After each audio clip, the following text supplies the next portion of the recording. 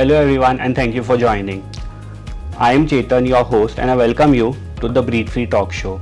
The essence of healthcare is care itself. With this, we celebrate the World Asthma Month. An educated patient is empowered. To empower you, we have an esteemed panelist, Dr. Sonam Solanki with us. Hello Dr. Sonam, how are you? Good. Thank you, Chetan. I'm happy to be here. So Dr. Sonam, could you tell me why are we celebrating World Asthma Day? So, Chetan, every year, the first Tuesday of the month of May is celebrated as World Asthma Day.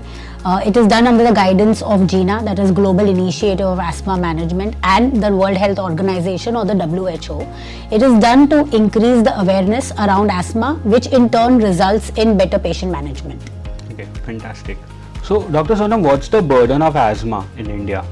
Yeah, Chetan, so the asthma is very common. If you look at the world data, India contributes to 11% of the global asthma burden, which almost comes up to 3.4 crore people in India having asthma, which is why it is so important to diagnose it.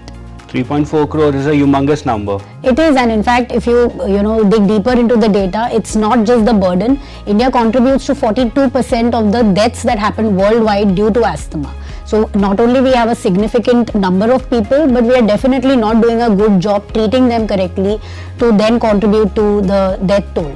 Right. So there is a study in 2015. They looked at multiple centers around the globe just to see, what sort of asthma prevalence is there, what's the diagnosis, how is it treated. And, when you looked at India as a center, there were 8 cities that participated, a metro city like Mumbai to a city like Rajkot, even Ajmer for that matter. And, on asking questions, 91% people said that their asthma is under control, they are all right. But when you actually looked at objective parameters, their lung functions, their actual asthma control test, their exercise capacity, none of them had objective parameters which mentioned that they are well controlled. So there is a huge gap between what patients think asthma control is and what actual asthma control can be achieved with good treatment and a good action plan. Right, that's quite alarming. Yes, exactly. Yeah. And Dr. Sonam, usually we associate asthma with a child, having a mask or something like that.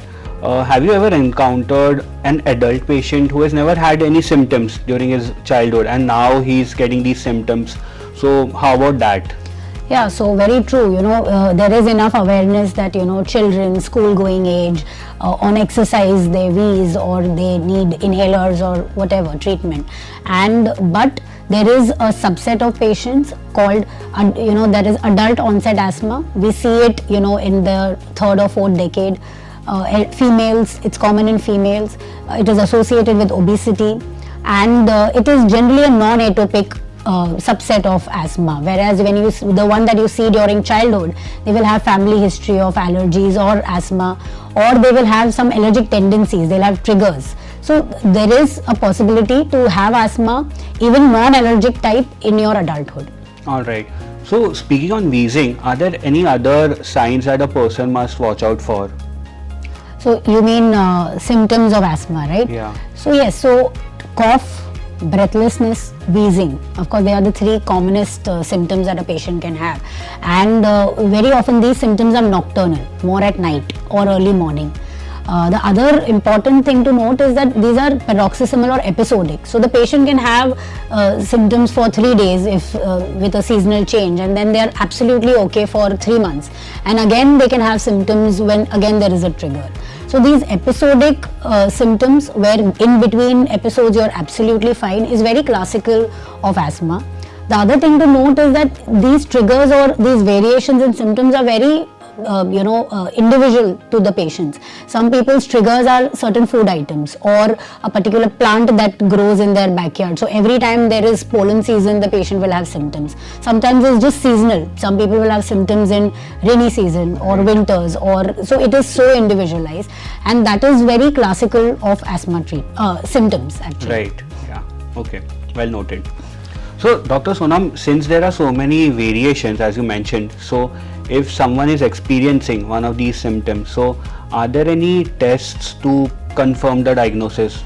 Right. So, as long as diagnosis of asthma goes, the first thing is that if you're having these symptoms, you have to seek correct medical, advice. And the first thing that as a pulmonologist we'll notice is the symptoms. So if you're having these episodic symptoms, there is a family history, there is a definite trigger. On auscultation we get wheezing as a sign, and sometimes it's also associated with allergic rhinitis, where the patient can have watering from the nose, sneezing or nose blockages similar to these triggers. So that the history then becomes a very high strong suspicion. Right. The other thing then comes is actually what I just mentioned earlier, objectively diagnosing. So spirometry or PFT, very commonly known as pulmonary function test. This is one test which we can do. It assesses the lung function, and then we give an inhaler. So first step is to know whether there is any reduction in your lung capacity. Then you give an inhaler to understand if there is any improvement. And we have our diagnostic criteria by which we can then confirm the diagnosis of asthma over and above with this background of history. Thanks, Dr. Sonam. So the viewers and I, we both understand that apart from family history and apart from medical history, spirometry is something which can diagnose the test.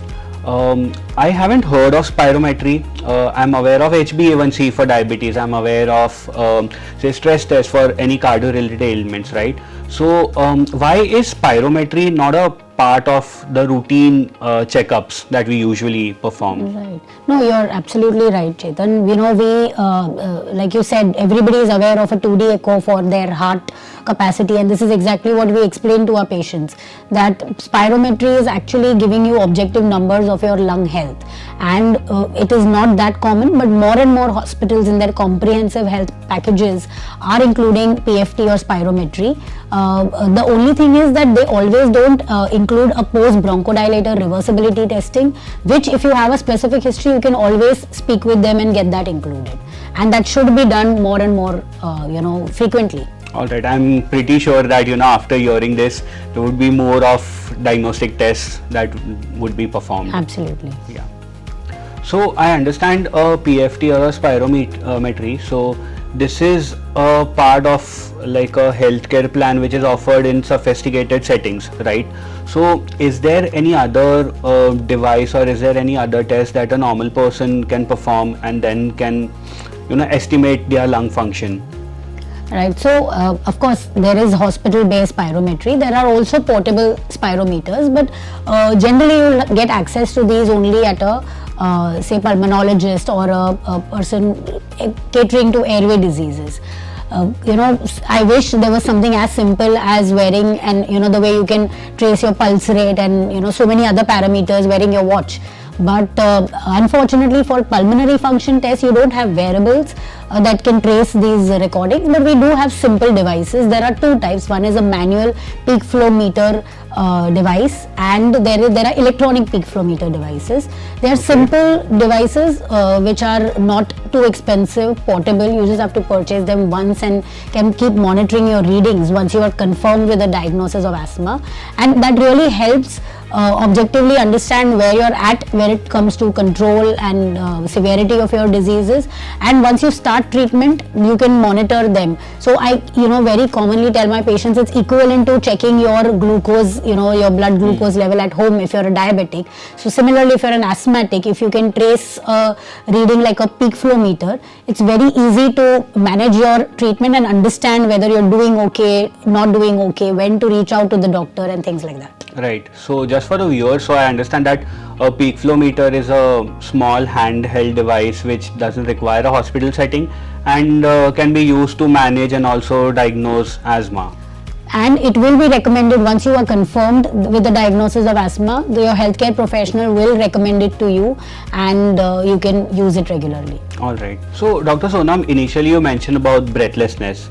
Then you again mentioned about wearable devices, and I think COVID has been a blessing in disguise because we've been more aware of our health now. Everyone has an oximeter, right?